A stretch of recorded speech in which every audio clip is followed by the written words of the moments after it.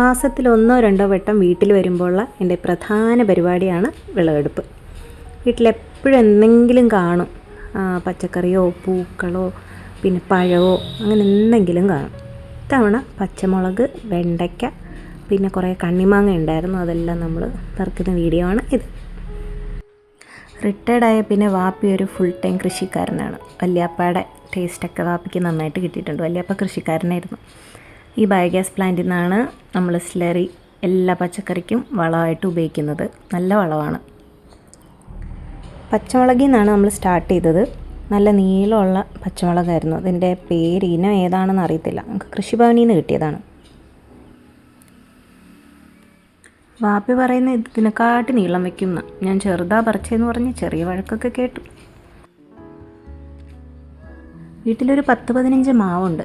അതിൽ ആദ്യം പൂത്ത മാവുകളിലെ കണ്ണിമാങ്ങയാണ് ഇങ്ങനെ വീഴുന്നത്. ഇത് നമ്മളിങ്ങനെ കൂട്ടി വെച്ച് അച്ചാറിടാനും ഉപ്പിലിടാനും ഒക്കെ ഉപയോഗിക്കും. എനിക്ക് കമ്പനി തരം പൂച്ച സാർമാരെല്ലാവരും ഉണ്ടായിരുന്നു കേട്ടോ.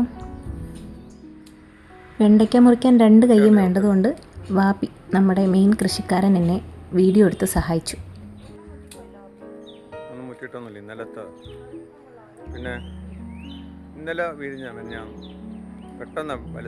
ഒപ്പം കുറച്ച് ഫ്രീ ഇൻസ്ട്രക്ഷൻസ് ആൻഡ് ടിപ്സ് കിട്ടി.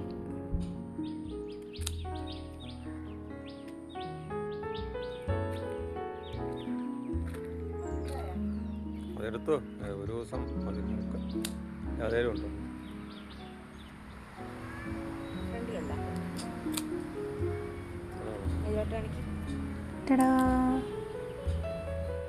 തക്കാളിക്കുട്ടന്മാർ വിളയാൻ നമ്മൾ വെയിറ്റിംഗ് ആണ്. അപ്പോഴത്തേക്ക് dragon fruit all set. Okay, by.